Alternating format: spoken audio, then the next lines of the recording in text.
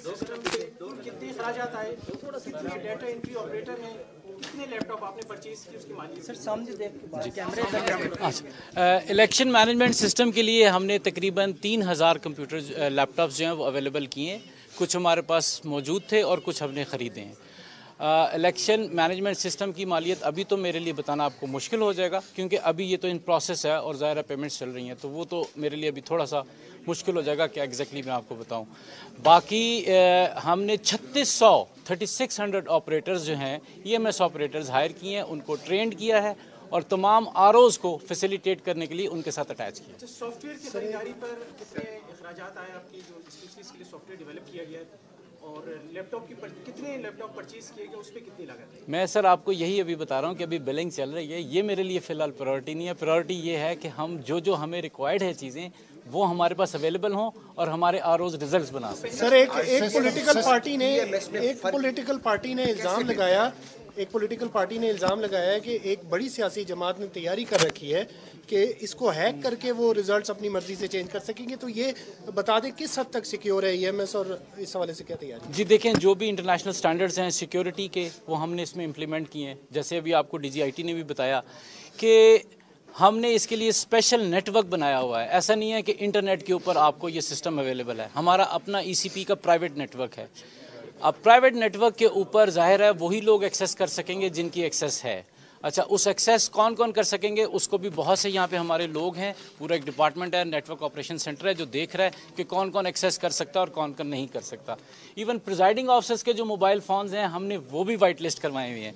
तो ऐसा नहीं है कि जिसका दिल आएगा वो ये कर लेगा। हाँ यस, सबका अपना अपना व्यू है, जिसका दिल आए वो व्यू दे उसको। Thank you sir. सवाल है, कल MA 197 के रिटर्निंग ऑफिसर की तरफ से एक खत पब्लिक हुआ और उसके अंदर EMS के हवाले से बड़े शदीद किस्म के उनके तहफ़्फ़ुज़ात सामने आए हैं। बिलखुसूस उन्होंने कहा कि कोई पर्दे के पीछे शख्स मौजूद है, ऐसा तासुर उन्होंने दिया कि वो सारी चीज़ें कंट्रोल कर रहा है। क्या उनके तहफ़्फ़ुज़ात और कंसर्न्स को दूर कर लिया गया है? मेरी जी उनसे भी पर्सनली भी बात हुई है RO से।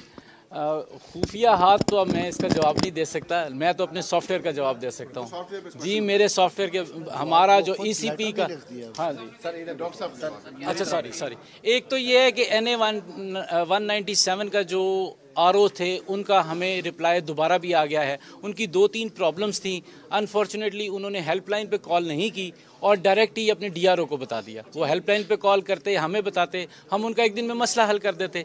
कल मैंने उनसे बात हुई, उनका मसला हल हुआ है और उन्होंने रिप्लाई में हमें ये जवाब भी लिख दिया है कि EMS is working very fine. अच्छा सर, ये प्रेसिडेंट अफसरान जो तैनात हैं ज़्यादातर अगर देखा गया है तो ज़्यादातर PTC टीचर हैं, वो बेचारे देहात से, उनको IT के हवाले से इतनी अवेयरनेस नहीं है, तो ज़ाहिर है खराबियाँ तो सामने आएंगी। तो इस हवाले से क्या आपने कोई नादरा के साथ लिंक किया हुआ है कि जहाँ वहाँ पर मुश्किलात हों तो आप दूसरा ऑप्शन इस्तेमाल करें? देख, एक तो ये बात है कि देखें इस पे हमने स्ट्रेटजी जो है ना मल्टी लेयर्ड रखी है। फॉर एग्जांपल कि हमारा प्रिजाइडिंग ऑफिसर और सीनियर असिस्टेंट प्रिजाइडिंग ऑफिसर दोनों का मोबाइल नंबर हमने लिया है, उसको वाइट लिस्ट किया है। तो जहाँ प्रिजाइडिंग ऑफिसर को प्रॉब्लम होगी, रिटर्निंग ऑफिसर के पास ये ऑप्शन है कि वो फ़ौरन सीनियर असिस्टेंट प्रिजाइडिंग ऑफिसर को जो है वो इनेबल कर देगा और E-Form 45 की तस्वीर जो है उसके ऊपर आ जाएगी। दूसरी बात यह है कि हमने तमाम प्रिजाइडिंग ऑफिसर्स का 3 दिन का केडर चलाया है ट्रेनिंग का, उन तमाम लोगों को ट्रेनिंग दी है। असिस्टेंट सीनियर प्रिजाइडिंग ऑफिसर्स जो हैं उनको भी ट्रेनिंग दी है। तो हम अपनी तरफ से तमाम कोशिशें कर रहे हैं, लेकिन फिर भी ये प्रायोरिटी इलेक्शन कमीशन की नहीं है कि तमाम रिज़ल्ट मोबाइल पे जो स्नैपशॉट आनी है वो आए। हमारी प्रायोरिटी ये है कि वो फिज़िकली आएँ और रिटर्निंग ऑफिसर जो है वो ये रिजल्ट्स बनाए। आपके सवाल पे मैं एक चीज़ ऐड कर दूं। प्रिजाइडिंग ऑफिसर ने क्या करना है, फॉर्म की तस्वीर लेनी है और अपने मोबाइल के ज़रिए सेंड कर देनी है।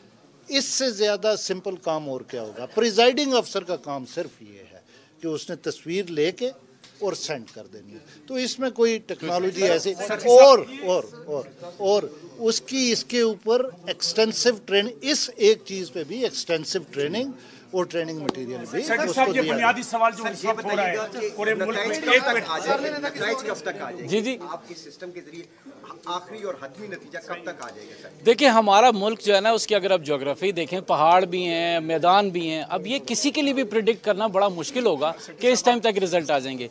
यस, हमारी पूरी कोशिश है कि जल्द अज जल्द नताइज आएँ और जो कानून में टाइम है यानी 2 बजे तक और फिर उसके बाद सुबह 10 बजे तक, तो इंशाल्लाह हमारे रिजल्ट्स उसके अंदर अंदर आ जाएंगे।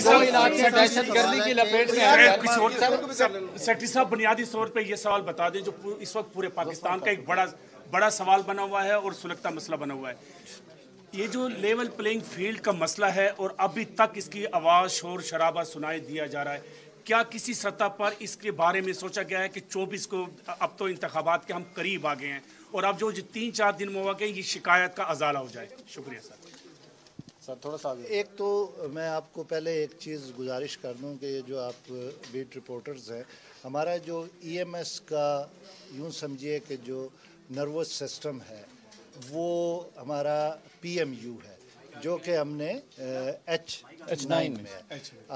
हमारे कमीशन ने भी इस चीज़ की ख्वाहिश का इज़हार किया था कि आप लोगों को H9 का भी विज़िट करवाया जाए, क्योंकि जब आप वहाँ पे विज़िट करेंगे तो इस सॉफ्टवेयर के हवाले से, इसके काम करने के हवाले से, जो भी हमने नेटवर्किंग की है उसके हवाले से आपको हर चीज़ जो है वहाँ पे क्लियरली समझ आ जाएगी। तो ज़रूर वक्त निकालिए, आप उसमें कोऑर्डिनेट करके। आज ही थे ना सर अभी। हाँ, ये हारून आपके साथ कोऑर्डिनेट कर लेंगे। दूसरा, वहाँ पे हम आपके जो EMS से मुतल्लिक तफसील से जो चीज़ें हैं उनके ऊपर आपको हम जवाब देंगे, आपको दिखाएंगे क्या नेटवर्क है, क्या चीज़ है, वो आप कोऑर्डिनेट कर लें। आज करते हैं, जब भी करते हैं वो वहाँ ले जाके उस पर। ये बताइएगा कि 5 मशकें की गई हैं EMS की, इन 5 मशकों का अगर परसेंटेज वाइज क्या रिजल्ट रहा है? और सेकंड चीज कहा गया है कि ऑफलाइन भी, यानी कि नेट नहीं होगा फिर भी काम करेगा, ये काम करेगा, तो कैसे ये काम करेगा वो टेक्निकल थोड़ा सा बता दें सर, आगे आ जाए। ऑफलाइन कैसे चलेगा? जी पहली बात तो ये कि जो 5 मशकें थी ना वो ऐसे नहीं थी कि एक लेवल की थी। हमने पहली मशक सिर्फ जो है वो ECP हेडक्वार्टर में की, वो अल्हम्दुलिल्लाह सक्सेसफुल रही 100%। फिर हमने PC लेवल पे की, फिर हमने REC लेवल पे की, उसके बाद RO लेवल पे की। तो ये डिफरेंट लेवल्स थे। तो हमारी प्रोग्रेस अल्हम्दुलिल्लाह वी आर वेरी सेटिस्फाइड कि जो जो चीज़ें हम देखना चाहते थे वो हमने देखी, और जो छोटे मोटे एरर्स जो आने चाहिए थे, असूलन भी आने चाहिए थे, ठीक है, वो आए और हमने उनको रिमूव किया। और ऑफलाइन कैसे काम करेगा? DRO की जो जानबदारी में सवाल उठ रहे हैं, तो क्या लगता है आपको कि इलेक्शन के बाद इस पे नहीं उठेंगे? अब ऑफलाइन जो है, जवाब देने दें, जवाब तो देने दें। प्रेस कॉन्फ्रेंस इधर हो रही है, इधर करें। अच्छा सर, ऑफलाइन का बता दें कि कैसे एक डॉक्यूमेंट जो है वो बगैर इंटरनेट के आगे RO तक जाएगा? जी एक बात तो ये है कि ऑफलाइन का मतलब ये है कि जो RO का सेटअप है, यानी कि उसके पास 4 लैपटॉप्स हैं, उन लैपटॉप्स के अंदर नेटवर्क लगा हुआ है, उनके अंदर सर्वर बना हुआ है, वो जो फॉर्म 45 आएगा वो उधर एंटर करेगा और अपना फॉर्म 47 खुद ब खुद जनरेट कर लेगा। जो नेटवर्क है वो सिर्फ इस मकसद के लिए आता है कि ये सारा डेटा ECP में वापस आए और बैकअप हो जाए। रिजल्ट का इससे कोई ताल्लुक नहीं है। रिजल्ट RO ने बनाना है और ऑफलाइन ऐप में बनाना है, वो इंशाल्लाह वो बगैर कनेक्टिविटी के भी बना रहे हैं। यहाँ तो जो रिजल्ट है कितनी देर में आएगा, सर टाइम पीरियड में मेंशन क्यों है? अच्छा, वहाँ भी कुछ मेंशन कर दीजिएगा कि बलूचिस्तान में बताया जा रहा है, गवर्नर बलूचिस्तान ने कहा कि हमारे यहाँ नेट की कोई सहूलत मौजूद, वो बताइए ऑफलाइन काम चला। मैं दोबारा ये बात बताना चाहता हूँ, हमारा इंटरनेट से कोई ताल्लुक नहीं है। अगर इंटरनेट बंद भी होता है तो हमारा सिस्टम चलेगा। हमने सैटेलाइट कनेक्टिविटी भी इवन ROs के लिए प्रोवाइड की है। 60 से ज़्यादा ROs हैं जिनको हमने रिमोट साइट पे थे, जब हमने सैटेलाइट दी है। अब हमें इंटरनेट की ज़रूरत नहीं है, कनेक्टिविटी की ज़रूरत है। वो कनेक्टिविटी हमने तमाम ROs को प्रोवाइड कर दी है। तो अगर इंटरनेट की फैसिलिटी मौजूद नहीं भी होगी इलेक्शन वाले दिन, तो एक RO को अपना रिजल्ट कंपाइल करने में कोई मुश्किल पेश इंशाल्लाह नहीं आएगी। रिजल्ट कब तक आ जाएगा? कर्नल साहब बता दें रिजल्ट कब तक आ कर्नल साहब, प्रिजाइडिंग ऑफिसर ने फॉर्म पे आ जाओ इधर आ जाओ। 10 बजे तक जो डेडलाइन दी गई है, रात को आपको डेट की जरूरत नहीं है, कनेक्टिविटी प्राइवेट या रिजल्ट इलेक्शन कमीशन का पहुंच जाएगा 9 फरवरी। जी इंशाल्लाह मेरा तो ख्याल है कि बहुत पहले आ जाएंगे, लेकिन 10 बजे तो डेडलाइन है ना। देखें 2 बजे तक रिजल्ट आने हैं और 10 बजे तक तो डेडलाइन है।